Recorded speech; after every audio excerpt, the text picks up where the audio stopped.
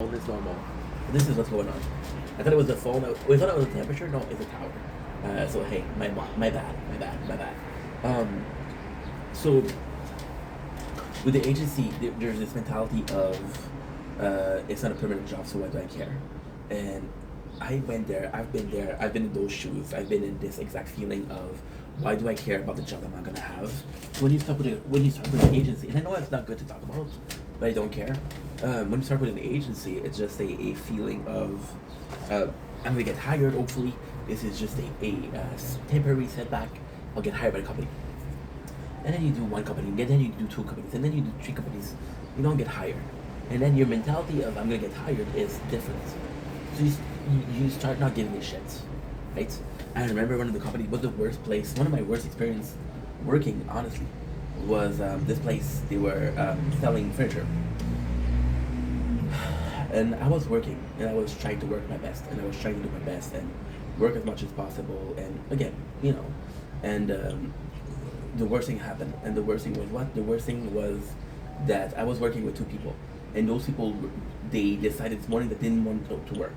They were agency workers, so they decided to hide, and they got fired. I got fired, and they didn't get fired. Like, what the fuck? At the same time, the company that I'm working there is such a different story. It's such a different story. Um, I was one of the agency workers that they kept because I was a good worker, you know. So yeah, as an agency worker, your mindset is this is temporary, and because this is temporary, I don't need to be making or putting in as much effort as I would normally, I guess. But then at the same time, all the companies that I've been are treating agency worker like shit. Um, there was two companies that I didn't have that. The first company was it was taking out some, it was unloading trucks and then reloading them with furniture. So we would get it was crazy. This job was insane.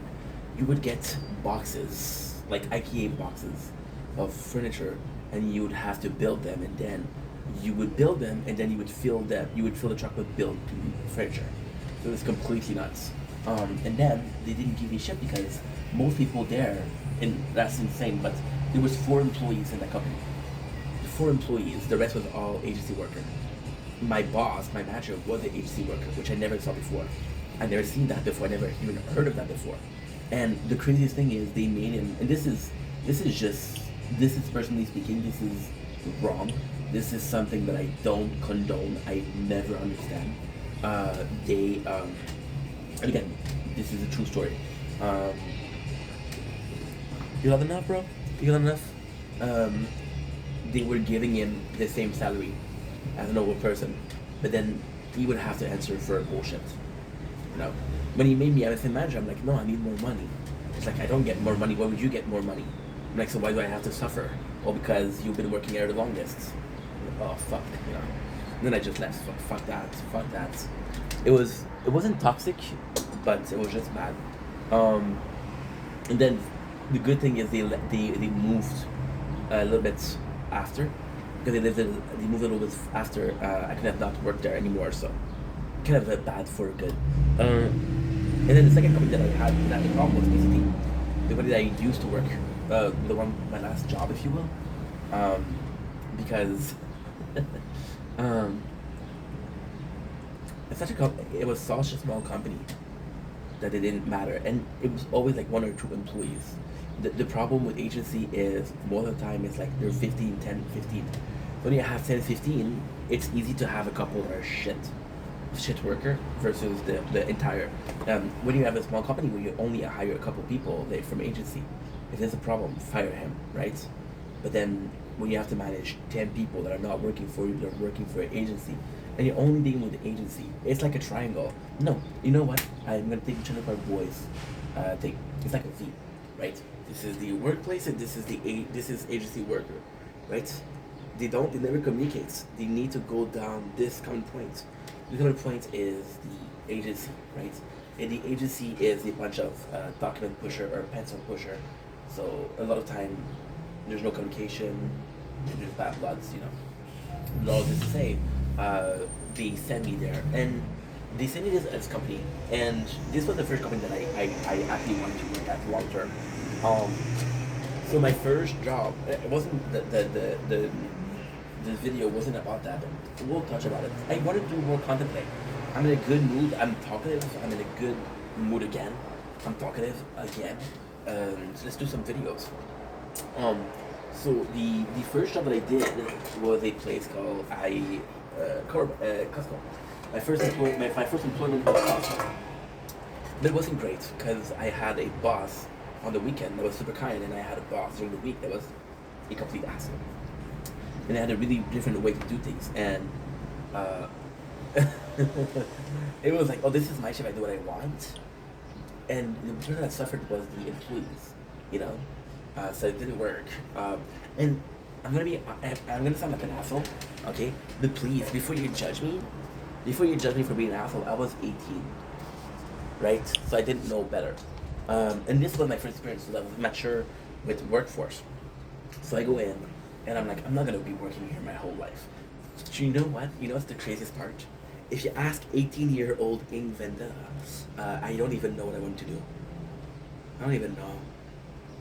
I don't even know. If you ask 25 years old Ing Venda, do you know what he wanted to do? No. Did you ask 28 years old Ing Venda, he had an ID, which was making content. And if you have 29 years old Vendetta, if you ask 29, 30, 31, 32, Vendetta, I know what I want to do, right? I want to make content. So Costco, I didn't see myself. We had IGA. IGA was a fucking, it was a beautiful, beautiful, beautiful nightmare. IGA was possibly the place that I had the best experience. Because first of all, it was very social. IGA was very, very social in a sense that I didn't really have people. I didn't have friends, but IGA was a group of students. They were super chill. I remember there was this guy, and we were always, and it's so fucking crazy because I was working in bakery, and he was working in ready to eat, and the ready to eat. This guy, Nikki. I love Nikki. I love Nikki. Nikki was a good dude. There was at this place there was. IGA, and I'm sorry, what I'm gonna say is gonna be extremely bad, extremely almost misogynistic. I'm not misogynistic. Is we had a lot of we didn't have a lot of dude employees, and with the dude they were always together. Like for example, we had Jimmy Tree. Jimmy Tree was a super cool dude. Didn't talk a lot. We had Alex. Alex was the bigger brother of everybody. He was 32 years old, but he was still that child mentality. We had the twin. The twin were so cool. I had a girl that she didn't use me, but she liked the attention I gave her. So then I sent her a text. I'm like, hey, I want to be more than a friend. And she should have texted people. And then the twins, that was the craziest thing.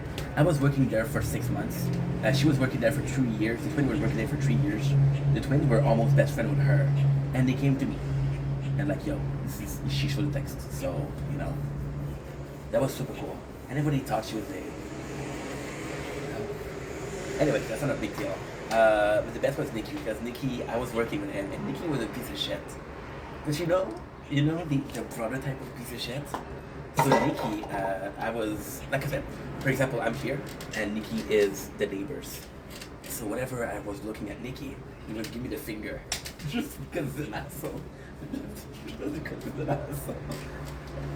It was amazing. That was amazing. And the bakery was tough because this thing that I didn't like about the job, and this was my ADHD. So he would give me a paper, and this is what you need to do, right? And I was working alone. They would kind of manipulate me, knowing I'm not the kind of guy to say no, the kind of guy to just do. What I would do is I would have the paper, and they imply that if you can do most of it, cool. If you can't do the whole thing, it's good. But I had the mentality of I have to do the whole thing. And with ADHD, what you do is you wait until the last second. So I would do 8 hours job and treat 4 hours. The cool thing was my boss didn't care. The not cool thing was I had this. I have a lot of a coworker that would give me a shit, you know, because I was, for example. There's a customer that came to me, and she was like, "Hey, what are these?" and I didn't know the name. I didn't know what it was, but I had a mentality of selling. So I was like, okay, well, these are good. And like she said, this is red and this is green. What is it? I said, well, red is strawberry and green is lime. I said, oh, thank you so much. I said, no problem. It was both cherry. So I lied to get to sell, but hey. Then after IGA, I went to AW. AW was super cool. AW was super cool, but it was AW was also a great, really, really good place to work at. I met. It's funny. I was 21 when I was working at AW. I met my first like love that I could have worked. And I was such a pussy to make a move. And then one of my friends at AW. And then the whole thing came to shit. But AW was good. However, AW had a group of people that was there for 2 to 3 years, and then there was a group of people that was new, and you could tell there was a separation between the two. And it was also a lot of beef. There was also a lot of beef. So I had this girl, and she was into me, and I was into her. She would miss the bus for me, but I was just like too much of a pussy. That girl, Fresia, I have to text her. Fresia was amazing. Fresia, it was so cool. She used to work during the day. So she was working at like from 9 to 5, if I'm not wrong. That was a night shift, so I was working from 3 to 11:30, and she was sleeping. And then she would tell me, "Hey, call me when you're done." And I would call her, and she was sleeping. And I'm like, "Oh, I'm so sorry, I woke you up." I said, "No, I want to talk to you." It was really cool. But like I said, our best friend, oh, dude, my best friend was also my best friend, and